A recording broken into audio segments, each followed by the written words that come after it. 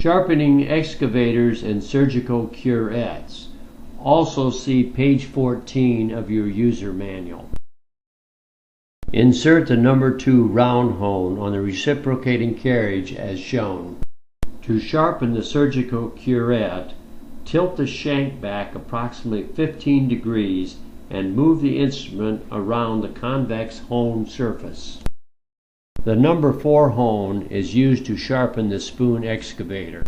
Tilt the shank back approximately 15 degrees and move the spoon around in the groove using the bottom and sides to hone circular bevel.